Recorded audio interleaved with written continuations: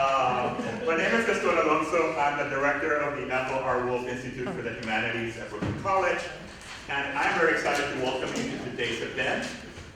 We got preempted by the blizzard last time, so it's good that we came out on a beautiful sunny day. Thank you so much for being here.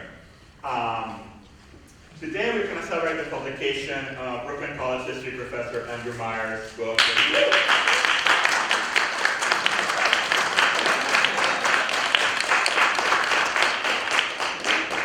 See, that's a good audience. I didn't even have to take any video more on so I think they like it. To rule all under heaven, a history of classical China from Confucius to the first emperor. And then I have written here, give them a round of applause. So give us a one if you want. This is the first of a three-part series we're doing to celebrate new books by Brooklyn College faculty. I want to invite you to the other events, and you received a program at the door in the back. It's a list of the next two book events we have for March 24th at 12:30 right here. We celebrate philosophy. Professor and Chairperson Christine B. Trano's recent book, The Pursuit of Success, a philosophical examination of happiness, well-being, and a meaningful life. Can't miss that. And then on March 26th at 6 p.m. online, we celebrate Professor Leah Ratchinson's edited volume, The Asian Caribbean in the Caribbean Diaspora, Essays on Migration, Identity, and Literary and Cultural Representations. There's a QR code so you can register. And let me also take this opportunity to invite you to join us next week for Health Week 2026. This flyer. This is a series of events that we organized to honor the work of this year's scholar in residence, Russell M. Young. He is a co-founder of the Stop AIP Hate Campaign and professor of Asian American Studies at San Francisco State University. 16 speakers, 6 public events, 3 days, March 17th through the 19th, down in the Tanger room, the Tanger auditorium, the first floor. Urgent conversations by leading scholars, community advocates, lawyers, clinicians on immigration in an age of mass deportation, on faith communities as sites of resistance and organizing for racial justice, on the power of memory and storytelling to give voice to marginalized communities. And that panel is going to be led by Professor Alvin Huey from history, who is here. With Ava Chin, the best-selling author, and Russell Young, as well as Asian American mental health and Asian American movements for justice, and of course our collective future. So please join us next week, Tuesday through Thursday, down at the Tanger, all day long. Now, 4 quick announcements. If you're a student, and you didn't sign in on the way in, make sure you sign in on the way out. The second thing is this event is being recorded, and the recording will be available in the Wolf Institute YouTube channel. The next is that at the end of the Q&A, we will be raffling a copy of Professor Meyer's book. So hold on to your raffle tickets if you have one. And lastly, Professor Meyer's book publisher, Oxford University Press, and their publicist, Amy Packard-Farrow, very kindly made available to us a coupon for 30% off discount on the book, which is a really nice thing. So buy the book, read it, enjoy it, learn. I did all of those, and I really enjoyed it. Now, at the end of the book, Meyer notes that, quote, for many, sorry, my glasses are still dirty. So at the end of the book, Meyer notes that, quote, for many centuries, historians in Europe and America wrote of China as a place, quote, beyond history, where people were so hidebound by tradition and subservient to authority, the genuine political and cultural change never transpired. That certainly, I know, reflects the way I was taught about China in high school and in college. And then he writes that, quote, any brief look at the conditions of the warring states shows that this conventional view was profoundly false, right? Any brief look at the conditions of the warring states shows that this conventional view was profoundly false. But then, to make the point, he gives us 500 pages. Not a brief look at all. You were busy for a long time. It's 500 pages of incredible research, vivid characters and details, masterful storytelling, right? And for someone like me, whose knowledge of the world was shortchanged by conventional views that I was sold, this is a really important book. Especially for someone who's also not a China specialist. But I found it totally engaging, eye-opening, and necessary. So thank you for the gift of the book. And so with that, let me introduce today's speaker. Andrew Meyer is Professor of History at Brooklyn College, where he taught since 2000, even before me. We're not senior faculty. He is a co-author of The Hunanzi, A Guide to the Theory and Practice of Government in Early Han China, and author of The Tao of the Military, Luan's Art of War, along with many other studies of early Chinese history. And like I said, I'm very excited for this event. I'm excited finally we're here. Highly recommend the book. It's engaging, accessible, incredibly well researched, illuminating, and also just a gorgeous book. Just a gorgeous book to read and hold. So with that, let me, and this is really important, it is in part dedicated to Brooklyn College students. With that, let me turn it over to Professor Meyer.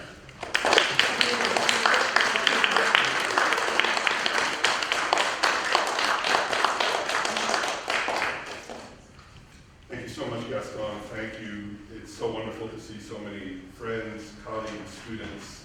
Thank you all so much for coming out today.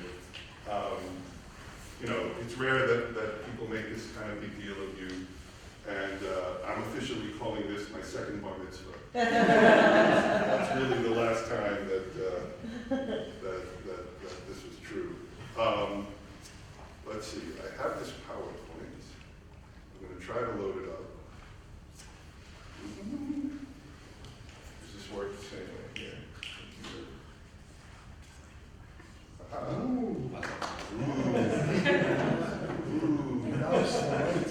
You know, look.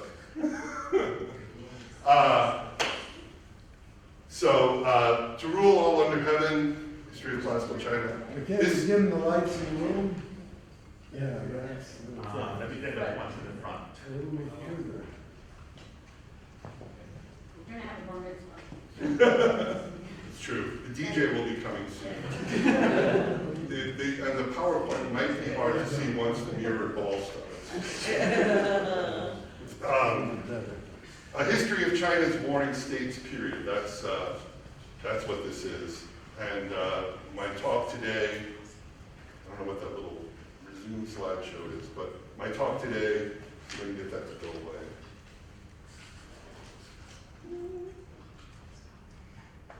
Go away. Get back to the slideshow. Slideshow.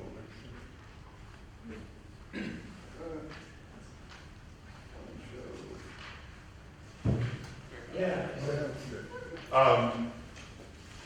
My talk today is going to be, well, why did I write a book about the history of the Warring States period? What is the Warring States period? Why did I spend 16 years researching and writing a book about it? And why might you be interested in reading it? You know, all of which are good enough questions that they require a talk. To begin, I'd like to begin on a personal note. Gaston mentioned the dedication of the book. This book, it came about because of an interaction I had with a Brooklyn College student, Brooklyn College MA student, Gregory John Taylor. I met him early in my career here at Brooklyn College. I was having some trouble publishing some of my academic work, and Gregory knew some people in the publishing field. He was able to introduce me to a literary agent. He said, well, it might be easier to publish a book for general readers. He was both right and wrong about that. Really, it was his conception and his inspiration. Tragically, Gregory was a young man. I think he might have gone to graduate school for early Chinese history. He was really passionate about it. And he died of a rare skin cancer in 2015. So the book it's dedicated entirely to Brooklyn College students because he is a Brooklyn College student, and I dedicated the book to him and to my other students here at Brooklyn College. And you know, I think part of what's relevant about this, not just in the context of Gregory's memory, but in the context of this event is that, the book is, as much as it's a product of my work, it's also a product of my career here at Brooklyn College. Right? This event is being co-sponsored by the Wolf Institute, by the BC Historical Society, by the Lanham Colloquium. All of these institutions, my encounter with Greg was far from the exception here at Brooklyn College. We do more with less here.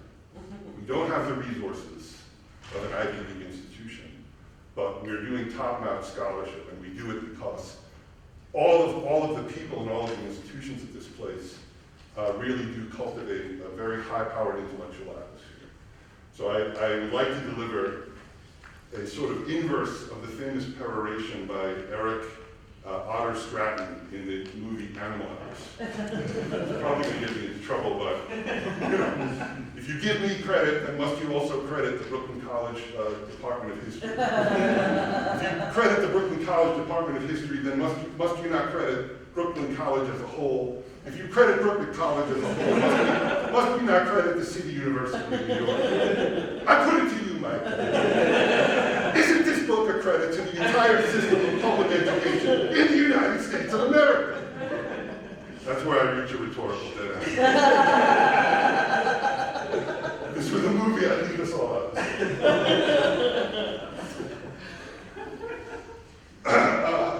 So the Warring States. What is the Warring States?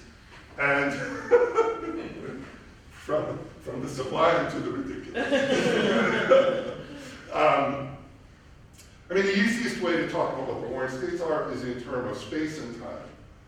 In space, right, this is, the peninsula on the northeast part of the map, that's the Shandong Peninsula. John Van Sickle was just telling me about his life and his travels there. This is northeastern China. If you took a map of the entire People's Republic of China and you sort of divided it in four, the northeast quadrant of that map of the present-day People's Republic of China. Here, I'll show you. This map is included in the book, right? That's about the range of action of the societies that I'm talking about in the book. And you can see that this was pretty much the scope of the Chinese-speaking world and of the other non-Chinese-speaking societies with which they were in interaction. You can see that it was divided up into, there were 7 great warring states. The situation of the Chinese-speaking world at this point sort of resembled post-Westphalian Europe, in that it was very balkanized. There were these 7 great warring states, all possessed of very sophisticated military technology, very wealthy, very sophisticated forms of political organization, locked into total war with one another for a period of about 260 years. So that's the geographic extent of the warring states. In terms of time, you can see that the warring states falls. I begin the book in 481 BC with this coup in the state of Qi. I talk about how Qi, in effect, becomes the first of the warring states. The 480 BC is the Battle of Thermopylae.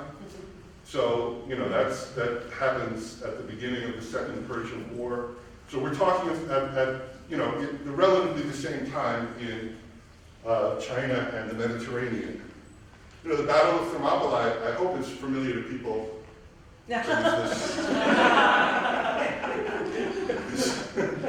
graphic novel and movie 300, The Battle of Thermopylae, is famous for having given us the 6-pack ad.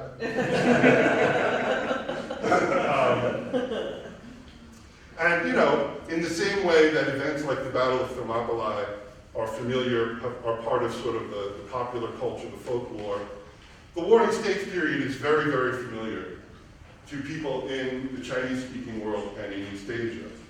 So this is from a television series dedicated to one of many television series dedicated to the events of the Warring States. And you can see the flag being held by the army is the flag of the Tian clan. It's their coup that opens the book. Confucius is one of the major players in the book. I think even people here have heard of Confucius. So he's such a crossover phenomenon that this movie that was made in China starring Zhou Yunfat, one of the biggest film stars in China, I think it actually played in some theaters here. Zhou Yunfat is familiar to American viewers he was the star of Crouching Tiger, Hidden Dragon.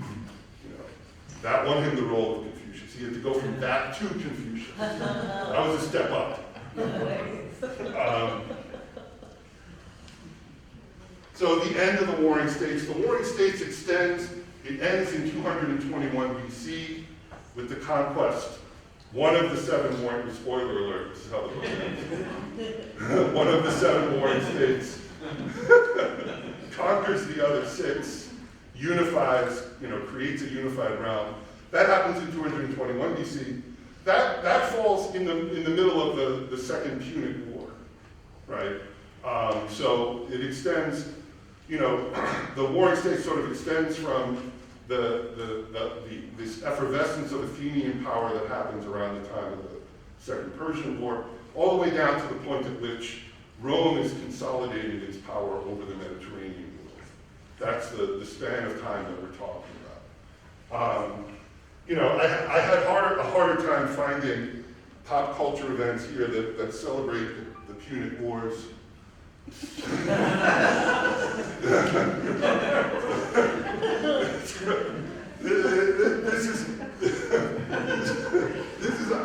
is clearly a very oblique reference, but supposedly there was this trio of movies that Vin Diesel was going to produce, with himself starring as Hannibal. And I did not make this up. He made these promotional stills with himself portraying Hannibal. I don't know if we're ever going to get those movies. But there are, Adrian Goldsworthy, a very popular author. There's lots of books for general readers about really this entire span of time, if we're talking about the Mediterranean, if we're talking about the Middle East. There's lots of opportunities to learn about this period. In China, of course, the first emperor Qin, who brings this period to a close, very, very famous figure. He's guarded by the famous terracotta soldiers. His tomb is visited by millions of visitors every year. And this is, it's really quite amazing if you have the chance to travel to China. You really should take the opportunity. This army was unknown. It's unrecorded in the sources that I worked with for the book. It was discovered by a group of farmers who were sort of digging in their fields in, I think, 1974. But the life of the first emperor is likewise, the fodder for lots of, the stories about the first emperor appear in Chinese popular culture virtually every year. These are, the middle is a film that actually, by Chung Kai-do, which actually did play in theaters here. But the one on the left and the one on the right, those are both multi-part dramas. The one on the left aired in mainland China, the one on the right aired in Hong Kong. And they're all dedicated to the life of the first emperor. Again, the point of this slide is that if we're looking at the corresponding period in Greek and Roman history, if you walk into any popular bookstore, if you go onto Amazon or ADD books or whatever, there's a huge literature. I've put up 4 of the most well-known authors, but there are so many who are writing about events that take place at the same time as my book, but in another part of the world. And what's interesting, I sort of played around. I went to this the Chinese retail website, baba.com, or dandang.com. And I was like, all right, well, are there books about Greece and Rome?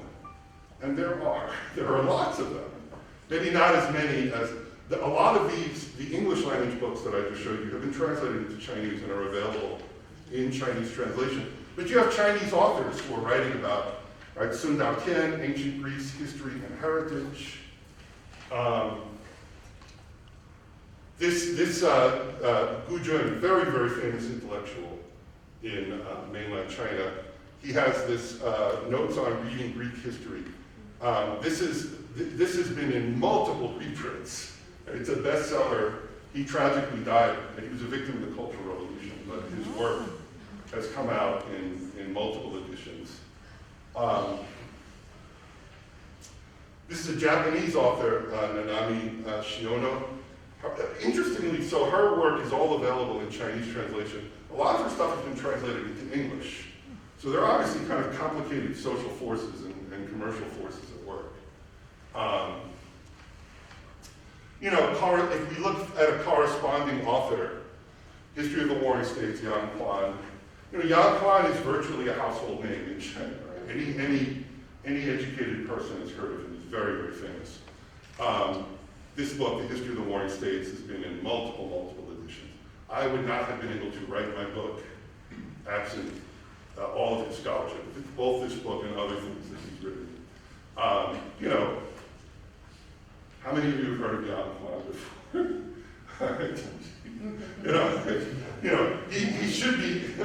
He should be as familiar as someone like Adrian Goldsworthy or Paul Kagan. But to my knowledge, nothing that he wrote has ever been translated into English. There are complex reasons for this. I'm not sitting here like, you Americans.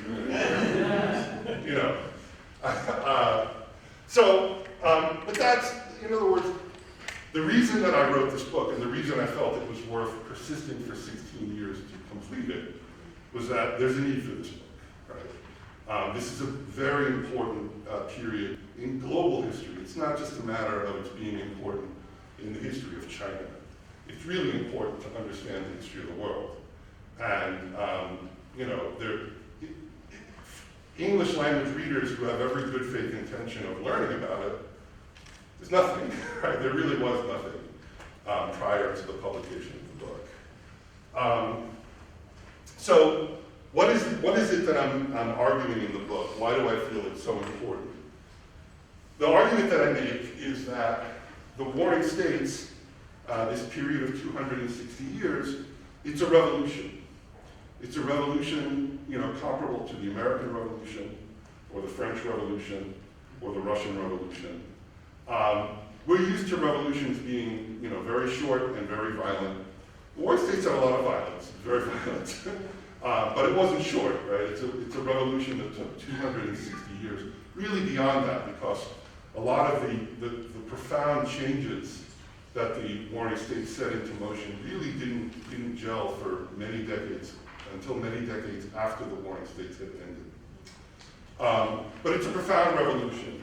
How can I explain to you? I've got 12 minutes left. In 12 minutes, it's like that story about.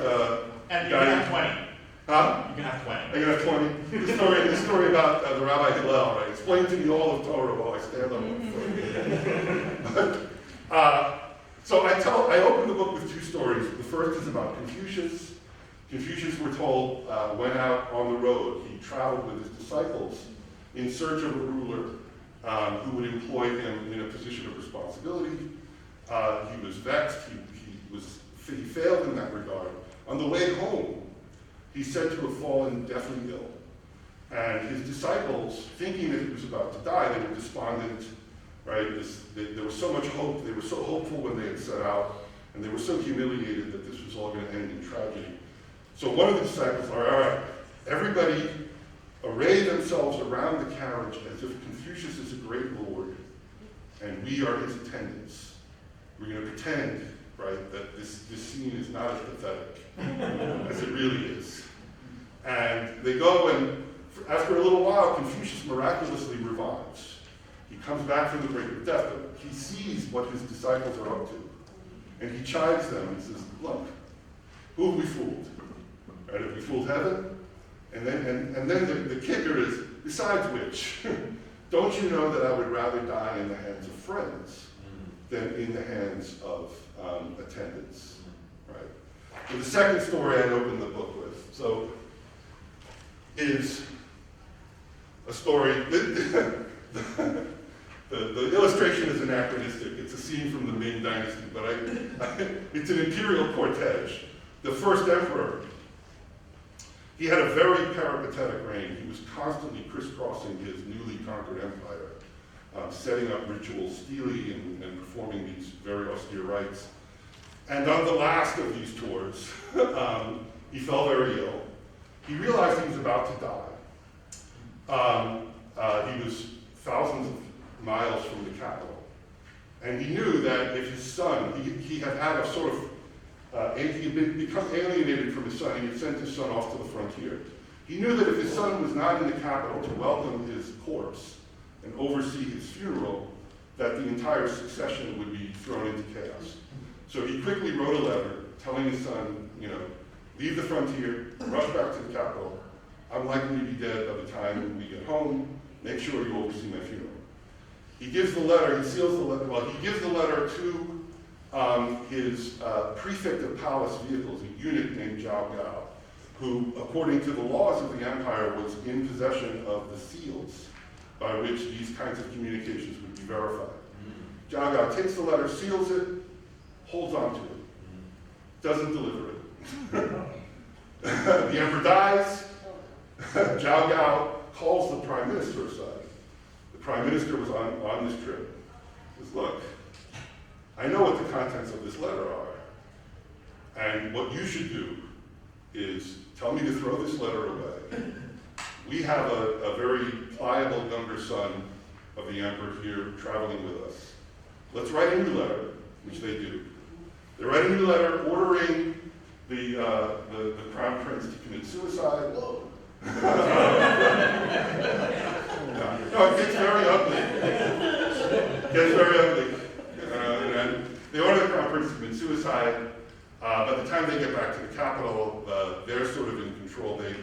They set up this pliable younger son as the next emperor. They basically execute most of the rest of the first emperor's children. And of course, the moral of the story is Confucius was right. Yeah. Better to die in the hands of friends than attendants. And, one of the things that is remarkable to me in looking at the Warring States and talking about the complexity of this revolution is that both of these men, Confucius and the first emperor, were absolutely indispensable agents in that revolution.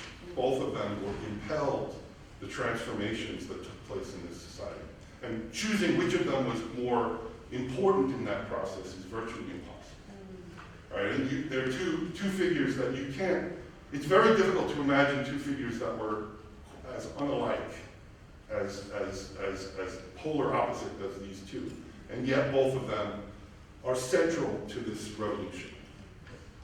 So, all right, Gaston, just give me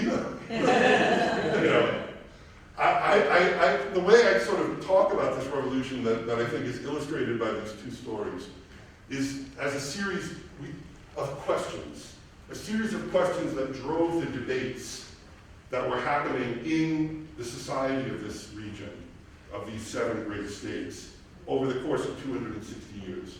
So the first question that I talk about, is the state the patrimony of its ruling clan, or is it a bureaucratic enterprise organized for material ends? If you think about the stories I told you, Confucius is traveling in a world that is absolutely convinced that the state is the patrimony of its ruling clan. Confucius is trying to persuade them otherwise, right? But the reason that he's traveling around looking for these other rulers is that there are all of these hereditary lineages, there are all of these hereditary families, and he's looking for one who will listen to him, right? And in a world in which the patrimony of the state is the patrimony of its ruling clan, if you want to pretend that Confucius is an important person, we just got to pretend that he's one of these lords, right? That he's possessed of one of these patrimonies, right? At the end of the period, the first emperor, the entire world had become virtually his patrimony. He was trying to run away from that, right? We call him the first emperor. He insisted, well, I'm going to be the first emperor, my son is going to be the second, there'll be a third, up to 10,000. And the idea there is that, well, the emperor is just another office like others. We're defined by our relationship to the state. It's not a family position, it's not inherited, right? Of course, nobody bought that. And again, you know, if the state is a bureaucratic enterprise organized for the material ends, if I've got a letter to send to my son, well, I give it to whoever the law tells me should have it. Right? So I give it to this eunuch, and then we're done. Right? And then you can stick a fork in me, we're done. You know, this decision in favor of the bureaucratic state, in effect, is what makes durable unification possible. Right? We come out of the warring states. We have this organized 7 warring states in constant conflict with one another. We emerge with a unified Qin dynasty. Qin is where we get the name China from. Right? It's because of the Qin unification that we call China China. And, you know, you can see that what the Qin dynasty was able to bring under its control, it doesn't conform to the shape of what we think of as China. But over time, that would grow, right? That the Qin, the success of this revolution that Qin brings to its culmination is what enables this historical process over time, this very dynamic historical process. Because you can see how much change is involved, right? This idea that China never changes. Well, that's a lot of change, right? But it's a change that's set in motion by this revolution of the warring states. The revolution of the warring states unleashes these energies that continue to resonate down to the present day. You know, I'm gonna skip. The first emperor was literally the first emperor. The last person to bear the title of emperor would not step down from the throne until 1911. So this is one of the most durable political systems in human history. The only political system that we know of that lasted longer was the throne of the pharaohs, right? So, I always say, I was giving a lecture, some of my students in the class, on the Ming Dynasty. So, I put up the word bisesquicentennial on the board.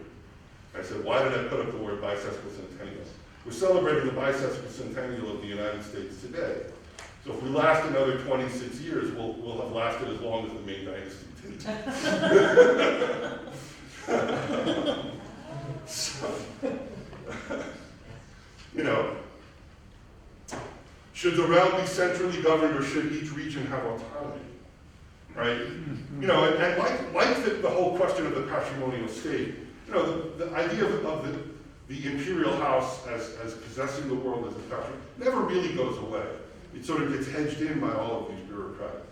The question of whether there should be a centrally governed realm or we should have regional autonomy, that doesn't ever go away in China either. But there's a consensus coming out of the warring states. We never want to go back to this, right? In other words, we never want to go back to a situation in which we have these fully sovereign governments in different parts of the domain who are undertaking what is effectively foreign relations with one another. Right? We're never going to alienate one another to that degree ever again.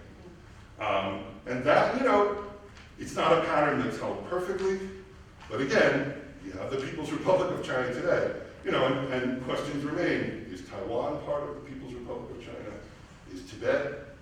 You know, but that very controversy, in effect, stems from the energies unleashed by this revolution. All right, I think I'm going to stop there. I've reached the end of my time. There are 2 other questions. You just got to read to the end of the book. How's that? And thank you again so much for coming. Thank you, Gaston. Thank you.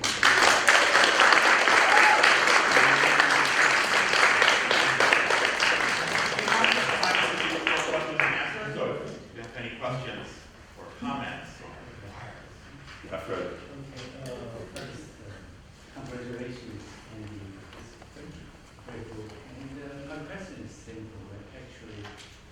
Actually, in the beginning, you answered my question. You said 60 years spent in high school.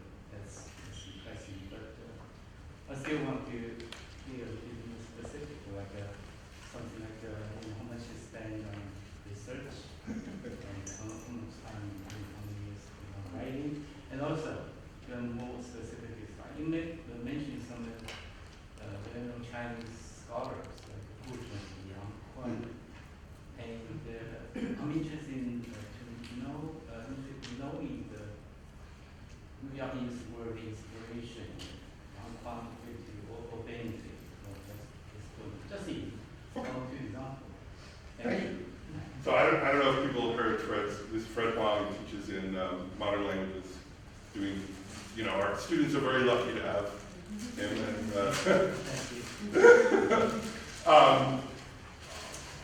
And yes, well, I'll start with what was the inspiration for the book? One of my big sort of intellectual heroes was Jonathan Spence. I use his Search for Modern China. Confucianism is compelled to read it now, and Christian. And I thought, well, the sort of the model in my head was, well, I'll try to do something like because Spence wrote Search for Modern China. It begins in 1600, takes you up to the present day.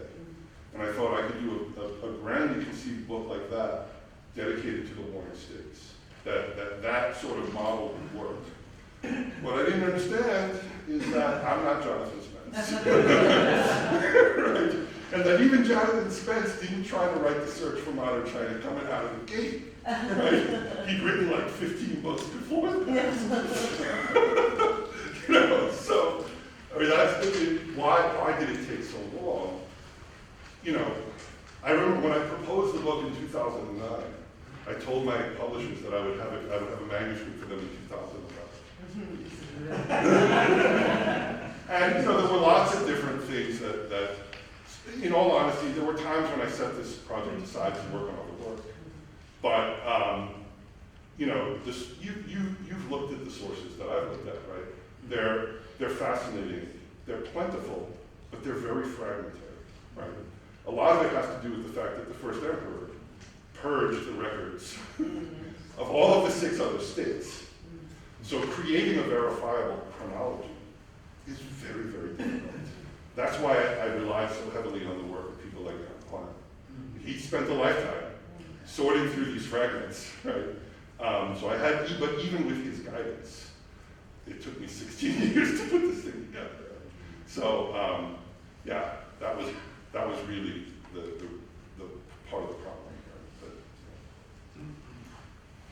So, first of all, thank you. I'm so excited to read this. And I have to say that my husband who's a storyteller, I read it in the first couple of pages and he was hooked. So that's the best possible. I know that is a good course. Great storytelling. That's the first page. And I'm sure all the way through 500. So are the archives, are the sources of the Warring States period mostly published in editions? Or is there a sort of set of archival work? And, by Western misconception is that post-cultural revolution that might be hard to access. So can you tell us a little bit about all The sources for the Warring States, I mean, it's exciting because there are lots of different kinds of sources, and they're growing. So, when I started doing the work, it was still the case that the most abundant cache of sources were transmitted sources. And right? Anyone who works in medieval or ancient history for the Mediterranean, you have transmitted sources, and then you have archaeologically recovered sources. Since the Cultural Revolution, there has been a renaissance in archaeology in the People's Republic of China. And so now the archaeologically recovered sources outnumber the transmitted sources. Yeah. So you have those two types of written material.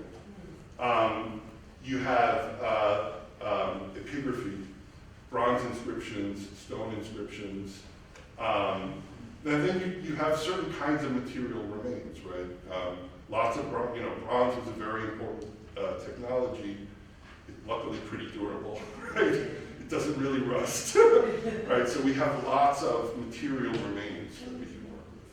So those were really the that's the palette of sources that I had to work with. This is your question, Elena? All right. You mentioned that Rome and Greece are comparable culturally to the history of the West. How might that, did I use the term the West? I never talk about the West. How might that be different because the Warring States period and the cultural icons that emerged are directly related to Chinese people, both geographically and culturally? Yeah, I mean, look, one of the big challenges, and one of the reasons it took me so long to write the book, I was not originally working with Oxford, who are an absolute, I have to say, if anyone at Oxford, I want you to know, I've expressed my gratitude to you. You know, Gaston said it's a beautiful book. That is entirely the work of the people at Oxford. They designed the book, and I could not be more pleased, you know. One of the challenges of writing about the Warring States for people here in the United States and in Europe is that it comes out of context, right? I mean, it's completely different, historical, linguistic. You know, if you're reading a book about ancient Greece and you come across the goddess Nike, the goddess of victory, like, oh, that's why they named the sneaker after Nike, right? You know? Like, there's none of that for readers reading in English about the Warring States.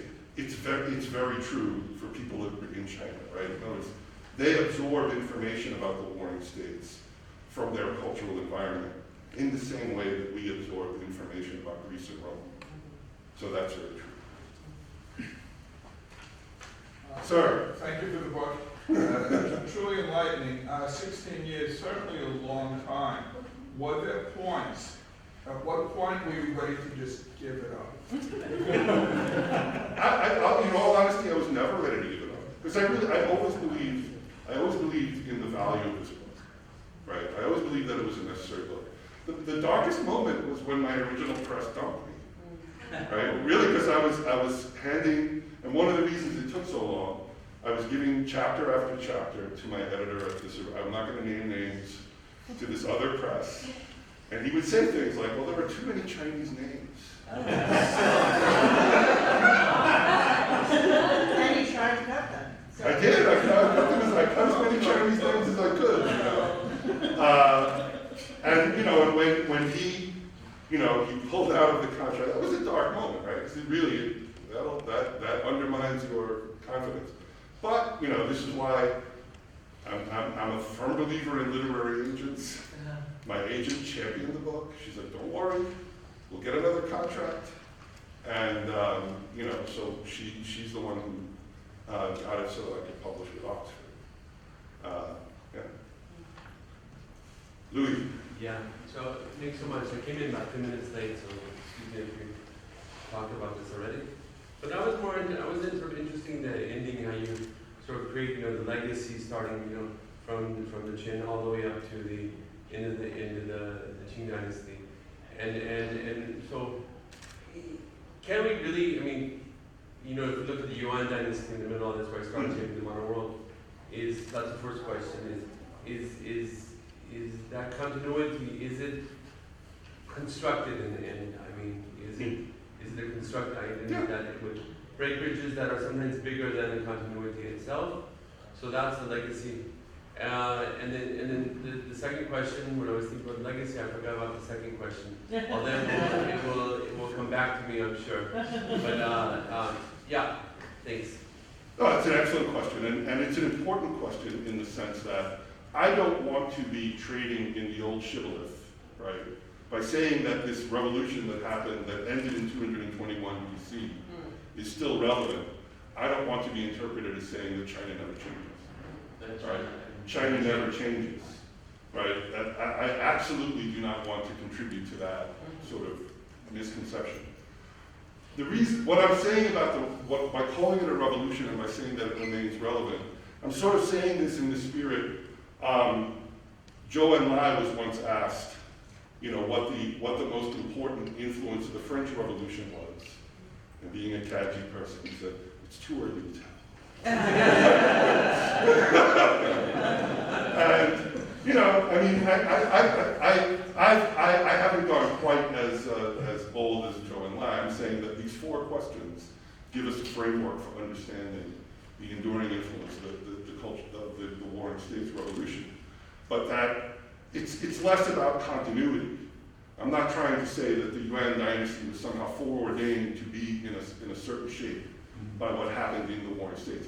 What I'm saying is that if you know something about the Warring States, and you know something about the kind of energies that were unleashed during the Warring States, it'll help you understand what happened during the Yuan, right? That things didn't necessarily have to go the way they did, but it'll help you understand the way things did go, right? Yeah, the second part of the question is also is that, you know, it's pretty fascinating if you look at, because I'm only doing Ming and Qing dynasty and Shaping Modern World, talked about this, but this is how I leaped from, you know, Islamic world decentralized, this question of central government autonomy is something that continues on into the modern Turkey period, right? It's one of the biggest arguments. But I used from Ming and Qing dynasty, I jumped to the modern states and French Revolution, the centralized state. You know, the idea of adopting the same clothes, the same haircuts, giving away Mongol names for Chinese names. It's very modern in that sense. So the question is that maybe we have a hard time understanding the Ming and Qing dynasty stuff because it really doesn't fit into, yes, of course, there's modernity later on, but a lot of things that are happening there are adopted by modern nation states. Yeah. And, you know, I think part of, you know, the 4 questions that I end the book with, one of the things I stress is that none of them are particular to China. They're questions that every society faces and every society grapples with. And what to me is interesting about China is that a kind of, the thumb gets put on the scale in favor of centralization over, you know, regional autonomy. And so what we encounter when we look at a place like the Ming Dynasty, you know, Europeans came to the Ming Dynasty and they're like, people have to take an exam to join the government here? That's crazy. We should do that at home, right? Well, that is, in other words, it's not new in the Ming Dynasty precisely because the Ming are working off of developments that began during the Warring States, right? You know, Confucius, when Confucius' disciples decide that they're going to pretend he's a lord, and they're going to pretend that he's their attendant, you know, they have no other choice. They have no other context in which to present the people of their own time why Confucius is important to us. But by the time you get to the life of the first emperor, if the same thing had happened, if a group of disciples was traveling with their master, everyone would have known who a master was. They would never have pretended that they were anything but his disciples. That would be insulting. He's our master, we're his disciples. And that trajectory, over time, leads to a society where you have to take an exam, right, to get into government. Right. Yeah. Thanks. Brian. Thank you so much. I think this is super exciting. I don't even know how to formulate my question, but I want to go back to the dedication. Okay. Were there moments over the years where your time here clarified how to approach the project or shifted the way you would present, understand material in a way that now that you look at the final product, you're like, without this, it wouldn't be in the final form that it's in now. Absolutely. I mean, you know, there are so many different ways. I talked about the Lamnan seminar. I gave, I think you were there for one of the papers I gave that made its way into the book, right, in various ways. I think probably the forum in which I developed, I was enriched the most. I have some students here who've taken my colloquium. Every once in a while, I have the opportunity to give a colloquium where I work through the sources, right, that the book is built upon with undergraduate students. And in many ways, I wrote the book thinking, I need something that I can assign as a recommended reading for that course, right? And for courses like it that I've taken elsewhere, right? Yeah, right. And this, you know, this really is a product of Brooklyn College, and I am very, very grateful for everything that I've received here in the way of support. And Daniel? Was there, in the process of creating the book or writing the book and doing the research, was there a moment where like you came to some sort of realization or some moment where you just became very, like some moment that really stood out that like you looking at the sources that you gathered and all that, was there some sort of aha moment or? There was an aha moment like that every 2 months. No, really, I mean, I'm being a little bit, but, you know, these sources, and again, you know, take my colloquial, don't get it, can tell you, right? That these sources are so rich and they're so fascinating. If you spend enough time reading and rereading them and thinking about them, you have those kind of aha moments all the time, right? And, you know, I try to weave as many of those insights into the narrative as I could in as accessible a way possible, right? You know, I don't know, I should choose one aha moment, but, you know, there's this character at the very end of the book, again, spoiler alert, Lu Wei, who's really, you know, he's very much denigrated. I remember reading, there's this, and I love Larry Connick. Have you heard of Larry Connick? He wrote this, I think he's still writing it, The Cartoon History of the Universe, in which he's trying to sort of do a graphic novel version of all of human history. And it's quite admirable and it's a lot of fun.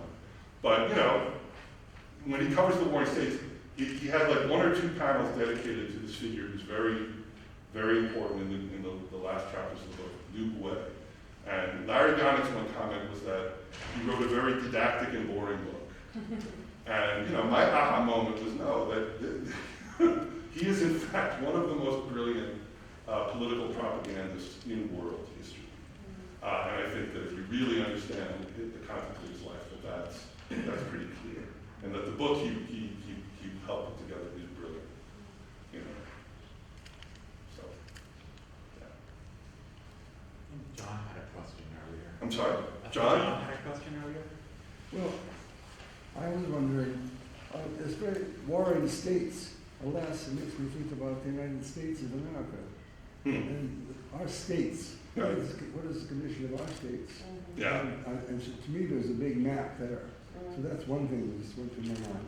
Another thing, I recall we saw a whole set of friezes or paintings of the life of Confucius.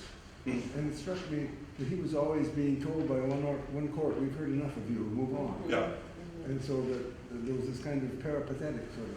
In fact, I was curious to see if he had any relationship to pastoral tradition. And I found one place, there was a whole scene of calves and ewes and all these kinds of things, all the pastoral productivity. And Confucius was in it all right. He was sitting at the table, and there was a pile. He obviously was keeping the records. That's true. He's supposed to have been the curator of livestock. Right, exactly. Look, your question about the states, I'll go back to, or I'll advance one more slide, I think. So one of the interesting things that I think happens during the Warring States that creates a live question about, well, should we have regional autonomy or should we have centralization? Going into, at the beginning of the book, one of the most powerful states is this state of Jin. You can't really tell from the map, there's no context or scale. The state of Jin was larger than the modern day state of Greece. So we're talking about 450 BC, right, thereabouts. In 450 BC, there were over 1,000 city-states. In Greece, Jin was ostensibly a united polity. Jin, ultimately, one of the things that sort of sets the warring states in motion, Jin gets partitioned into 3 states. You can't really, I should have a better map, but you can see the partition. But the 3 states that Jin gets partitioned into are Han, Zhao, and Wei, which is Chen Shuxian, right? He always finishes my sentences. And what's crazy, and what really befuddles people at the time, is that Han, Zhao, and Wei, because they're better organized and they're more internally united, they can draw more deeply on the human and material resources of their terrain. each of them is more powerful than Jin had been as a united entity. And this creates this question, well, how much centralization is good, right? And it's the same question, in other words, that drove the federal system that we live with today. Yeah. Other questions? After all of your research, are there any gaps or artifacts or something you couldn't find, or like that you would want to? Yes. You know, there's so much we don't know Or like, that I would love to know, and there's so much that I hope will be revealed. And there's so much. I mean, part of what I hope will come out of the book is that people will take from it research agendas. You know, especially this question of geography. So much of the geography is kind of needs clarification. Yeah. is there anything like really specific where you were interested in and you just couldn't find the material? You know, I had this theory, we're going back to Liu Bui's text, that you can divide it into 8 different sections composed by 8 different authorial groups. And I would love to find the evidence to prove that. You know, but I mean, there are so many questions like that where there are inferences that you can make on the basis of the evidence that we have. But you'd love to have more evidence, right, so that you could be more confident and further refine. Now, I recall that some emperor buried 400 philosophers. Who was that? That was the first emperor. That was the first emperor. Yeah, yeah. I mean, what was the... It all ended happily, John. Sorry? It all ended happily. And, what was the role of Confucius there at that point? Well, they were his latter-day disciples, many of them, the ones who were buried. They were. Yeah. All right, I see Gaston is... Any final questions or final comment? I don't want to hog too much time in my second. Okay. Is there a sequel coming out? 16 years. 2042. We'll throw you another event. We're getting to the raffle soon, but first I just want to I want to acknowledge some things. And first I want to acknowledge the history department for showing up for your college.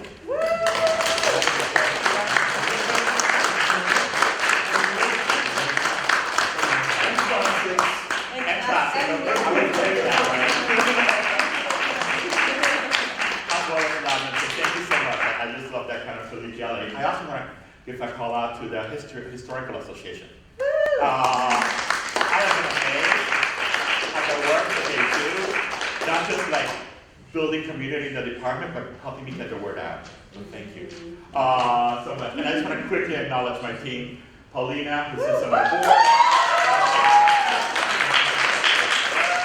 Jeremy is one of our interns. And Deanna Benjamin, who is our administrator. And just an old dog, we like to say at the Wolf Institute that we build community by learning together. And I think we certainly did that today. I learned a lot. But you can't build community or learn without sort of acknowledging the work of those who make it possible. So I just wanted to give you.